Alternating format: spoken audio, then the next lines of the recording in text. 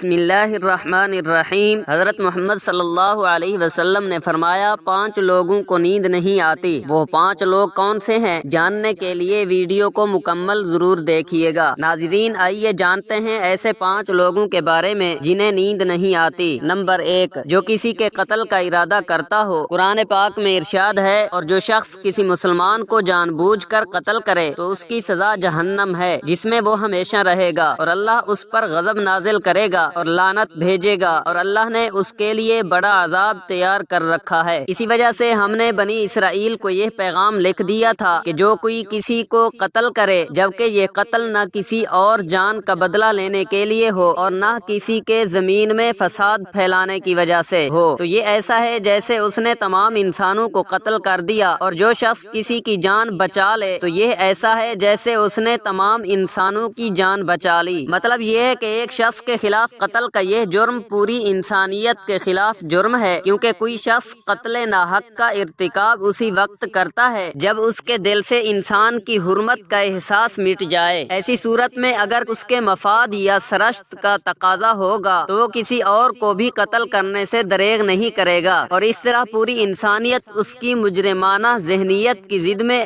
رہے گی۔ نیز جب اس ذہنیت کا چلن عام ہو جائے تو تمام انسان غیر محفوظ ہو جاتے ہیں۔ لہذا قتل ناحق کا ارتکاب چاہے کسی کے خلاف کیا گیا ہو، تمام انسانوں کو یہ سمجھنا چاہیے کہ یہ جرم ہم سب کے خلاف کیا گیا ہے۔ نمبر 2، جس کے پاس مال و دولت ہو اور اسے کسی پر بھروسہ نہ ہو۔ تاریخ کے ہر دور میں ایک سے بڑھ کر ایک دولت مند کرۂ ارض پر نمودار ہوا اور گردش ماہ و سال کے بعد مٹی کا ڈھیر بن گیا۔ اس کے باوجود حضرت انسان سمجھنے کے لیے تیار ہی نہیں۔ دولت کے انبار پانے کے بعد صرف پیغمبر اور اولیاء ہی استقامت پر کھڑے نظر آئے، ورنہ زیادہ تر دولت نے انسان کا دماغ خراب کیا اور انسان غرور کا شکار ہوا۔ اور پھر یہی وہ مقام ہے جہاں پر اس کائنات کا اکلوتا وارث خالق کائنات حرکت میں آتا ہے، اور پھر وہ دراز رسی کو کھینچ کر انسان کو نشان عبرت بنا دیتا ہے۔ اس کی سب سے عبرت انگیز مثال قارون کی ہے، جس کے خزانوں کی شہرت ضرب المثل بن چکی ہے۔ نمبر 3، وہ شخص جس نے لوگوں سے بہت سی جھوٹی باتیں کہی ہوں اور لوگوں پر جھوٹے الزام لگائے ہوں۔ حدیث شریف میں ہے کہ جھوٹے گواہ کے قدم ہٹنے بھی نہ پائیں گے کہ اللہ تعالیٰ اس کے لیے جہنم واجب کر دے گا۔ جس نے کسی مسلمان کو ذلیل کرنے کی غرض سے اس پر الزام عائد کیا تو اللہ تعالیٰ جہنم کے پل پر اسے روک لے گا، یہاں تک کہ اپنے کہنے کے مطابق عذاب پالے۔ جو کسی مسلمان پر ایسی چیز کا الزام لگائے جس کے بارے میں وہ خود بھی جانتا نہ ہو تو اللہ تعالیٰ اسے جہنمیوں کے خون اور پیپ جمع ہونے کے مقام میں اس وقت تک رکھے گا جب تک کہ اپنے الزام کے مطابق عذاب نہ پالے۔ نمبر 4، وہ شخص جس کی ذمہ داری زیادہ ہو لیکن اس کے پاس دینے کے لیے کچھ نہ ہو۔ کائنات کی تلخ ترین اور شفاق حقیقت بھوک ہے۔ بھوک بڑی بدذات ہے۔ انسان، چرند پرند اور ذی روح مخلوق اپنی بھوک کے سامنے بے بس ہو جاتے ہیں۔ یہی وجہ ہے کہ موجودہ حالات کے پیش نظر غربا اور بے سہارا لوگوں کے سامنے بھوک ایک بڑا مسئلہ بن کھڑی ہو گئی ہے۔ بحیثیت مسلمان ہمارے اوپر یہ فرض ہے کہ ہم اپنے ارد گرد رہنے والے غربا اور مساکین کی مدد کریں، جو اللہ تعالیٰ کے ہاں سب سے زیادہ پسندیدہ عمل ہے۔ ایک حدیث میں آپ صلی اللہ علیہ وسلم نے فرمایا، یہ افضل عمل ہے کہ تم اپنے مومن بھائی کو خوشی پہنچاؤ یا اس کا قرض ادا کرو یا اسے کھانا کھلاؤ۔ صاحب استطاعت پر واجب ہے کہ وہ مستحقین کی مقدور بھر مدد کریں۔ نمبر 5، وہ شخص جو کسی کے عشق میں مبتلا ہو اور جدائی سے ڈرتا ہو۔ کسی اپنے کی جدائی کبھی بھی آسان نہیں ہوتی۔ اس جدائی کا احساس آپ کی دنیا کو برباد کر سکتا ہے اور ڈپریشن کو بھڑکا سکتا ہے۔ وجہ چاہے کچھ بھی ہو، کچھ لوگ محبت کرنے والوں کی جدائی کو جلد ہی قبول کر لیتے ہیں اور آگے بڑھتے ہیں، لیکن کچھ کو